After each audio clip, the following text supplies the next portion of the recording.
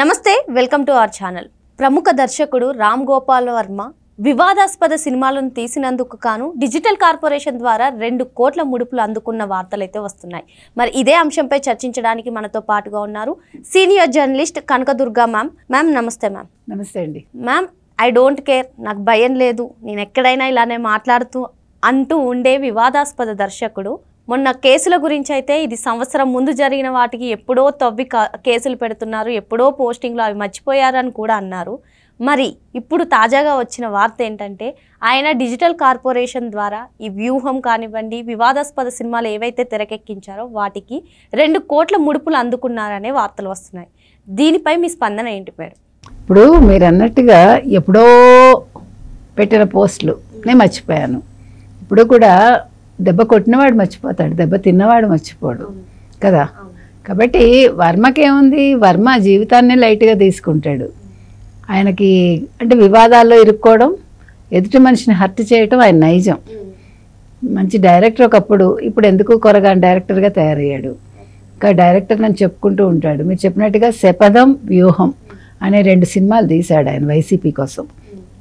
కాబట్టి ఇప్పుడు డిజిటల్ కార్పొరేషన్ది మీకు తెలుసు, అంత స్కామ్ నడుస్తుంది కదా.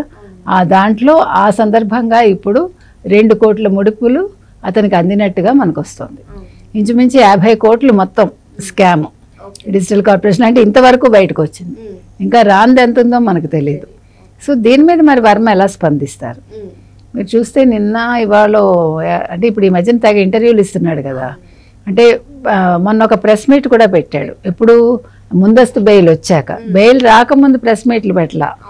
2 వైసీపీ సపోర్ట్ చేస్తే అంటే వైసీపీకి సానుభూతి చూపించే 2 ఛానల్స్కి ఆయన యూట్యూబ్ ఛానల్స్కి ఇంటర్వ్యూస్ ఇచ్చారు. ఒక యూట్యూబ్ ఛానల్, ఒక ఛానల్ అనుకోండి. ఆ తర్వాత ఆయన ప్రెస్ మీట్ ఎప్పుడు పెట్టాడు? ఆయనకి ముందస్తు బెయిల్ వచ్చాక పెట్టాడు. ఆ తర్వాత చూసుకుంటే ఆయన నిన్నను సమంత నాగ చైతన్య వివాహ రద్దు గురించి కూడా ఏదో మాట్లాడాడు. శోభిత వల్లే విడిపోయారు something, we don't know exactly what he said అనేది. సో ఏది ఏమైనప్పటికీ వర్మ ఏంటంటే మళ్ళీ ఇప్పుడు బెయిల్ వచ్చేసాక ఆయనకి ధైర్యం వచ్చేసింది. బెయిల్ రాకముందు పారిపోయాడు, దాంకున్నాడు. పైగా నేను దాంకోలేదు, నన్ను పోలీసులు పట్టుకోలేదు అంటూ స్టేట్మెంట్స్ మాత్రం ఇచ్చాడు. అంటే నీకు దమ్ము ధైర్యం లేదు కాబట్టి ఫోన్ స్విచ్ ఆఫ్ చేసావు, దానికి ఏదో వివరణలు ఇచ్చుకున్నాడు.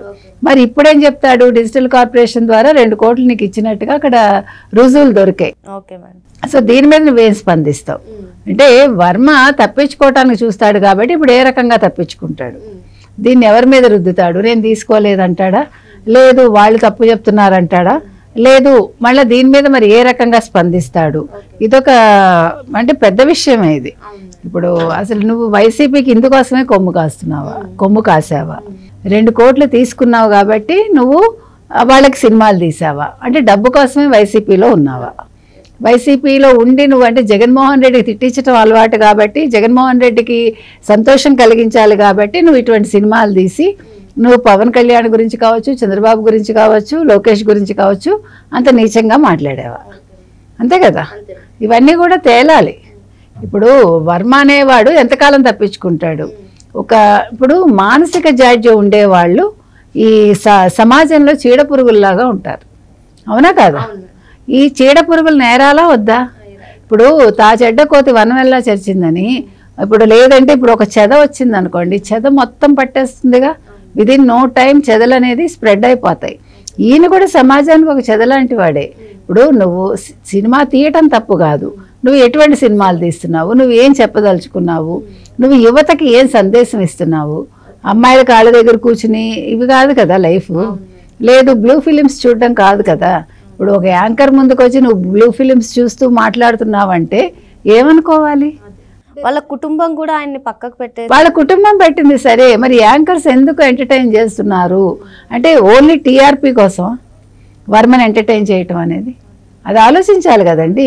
ఇప్పుడు మీరు చంద్రబాబు నాయుడిని తిడతారు, చంద్రబాబు నాయుడు ఏం తప్పు చేశాడని తిడతారు మీరు. మరి ఇలాంటి తప్పులు చేసే వాళ్ళు మీరు ఎందుకు మెచ్చుకుంటారు కదా? ఇలాంటి వాళ్ళని మీరు ఎందుకు దూరం పెట్టరు? అంటే మీకు ఏం కావాలి? సినిమా అంటే ఒక మోజు, సినిమా అంటే ఒక క్రేజ్. మీకు సినిమా దర్శకుడు వర్మ, ఆయన సంచలనంగా మాట్లాడతాడు. సంచలనాలు మాట్లాడితే మీ ఛానల్ ఎక్కడికో వెళ్ళిపోతుంది, మీకు మానిటర్ అయిపోతుంది, మానిటైజేషన్ వచ్చేస్తుంది ఛానల్కి, అవునా? అంటే ఇవి జనరల్గా మనం వింటున్న టాక్స్. అంటే ఒక ఛానల్ మీకు ఉవ్వెత్తును లేవాలంటే వర్మ లాంటి వాళ్ళు ఉండాలా, అంటే మంచి అంశాలు పనికి రావా, ఇది కూడా మనం ఆలోచించాలి. కాబట్టి చేసేవాడిది ఎంత తప్పో తీసేవాడిది అంతే, తీసేవాడిది ఎంత తప్పో చేసేవాడిది అంతే తప్పు. కాబట్టి ఇక్కడ నేను అనేది ఏంటంటే సమాజానికి మనకంటూ కొన్ని విలువలు ఉన్నాయి కాబట్టి మనమే ఆ విలువల గురించి ఆలోచించి చెయ్యాలి. సరే, విలువలు ప్రమాణాలు ఇవన్నీ కూడా వర్మ లాంటి వాళ్ళకు ఉండవు, ఇప్పుడు అసలు ఉండవు. ఎందుకంటే ఆయన కోరుకునేది ఏంటి, ఎప్పుడూ కూడా వార్తల్లో నిలవాలని. సో వార్తల్లో నిలుస్తున్నాడు ఆయన. ఆ వార్తల్లో నిలవడం ఒకటే జీవితం కాదు కదండి. ఇప్పుడు వర్మ చేయాల్సిన పని ఏంటంటే 2 కోట్లు నేను తీసుకోలేదు అని ఇప్పుడు ప్రెస్ మీట్ పెట్టమనండి, ఇప్పుడు దాని మీద వివరణ ఇచ్చుకోమనండి. ఇప్పుడు ఏదో తిట్టడం కోసం పవన్ కళ్యాణ్నో చంద్రబాబునో ప్రెస్ మీట్ పెట్టడం కాదు. నువ్వు తీసుకున్న ముడుపుల మీద నువ్వు మాట్లాడు. నీకు ఎవడిచ్చాడు, జగన్మోహన్ రెడ్డి ఇచ్చాడా, సజ్జలు ఇచ్చాడా, ఎవరు ఇప్పించారు, ఈ విషయాలు బయటకు రావాలి. ఎందుకంటే ఇప్పుడు సజ్జల భార్గవ్ రెడ్డి ఇచ్చాడు, ఎందుకంటే డిజిటల్ మీడియా ఆయన చేతిలో ఉండింది కాబట్టి ఆ విషయాలు బయటకు రావాలి. ఓకే మేడం, మరి ఈ డిజిటల్ కార్పొరేషన్ నిధులు అంటే ఈ స్కామ్కి సంబంధించి ఎలాంటి చర్యలు తీసుకుంటారు? ఇప్పుడు దాని మీద నడుస్తుంది కదమ్మా. ఇప్పుడు డిజిటల్ కార్పొరేషన్కి సంబంధించి మొత్తం ఇప్పుడు నడుస్తోంది, దాని మీదే ప్రభుత్వం దృష్టి పెట్టింది. కాబట్టి చర్యలు అనేవి ఎందుకు ఉండవు? ఇప్పుడు ఆ చర్యలు ఉంటాయనే కదా ఒక్కొక్కడు భయపడుతున్నాడు. ఇప్పుడు ఎవడైనా సరే ఇప్పుడు వైసీపీలో ఏ పార్టీలోకి జంప్ అవ్వాలి, నిన్నటి నుంచి పవన్ కళ్యాణ్ని పట్టుకున్నారు కదా విజయసాయి రెడ్డి లాంటి వాళ్ళు, అంటే ఎంత దిగజారిపోయారు. వీళ్ళు బతకడం కోసం వీళ్ళు ఏమైనా చేస్తారు. వీళ్ళు చేసిన అక్రమాలు బయటపడకుండా జైలుకి వెళ్లకుండా ఉండడానికి వీళ్ళు ఎన్ని రకాల ఉపాయాలైనా వెతుక్కుంటారు, ఏ రకంగా అయినా దిగజారిపోతారు. కాబట్టి వర్మ కూడా మరి ఆ కోవకి వెళ్తాడో, వర్మ ఏం మాట్లాడతాడో అనేది మనం వేచి చూద్దాం. మరి ఈ విషయంపై వర్మ గారు ఏం చెప్తారో అనేది ఆసక్తిగా మారింది. Thank you madam. Thank you.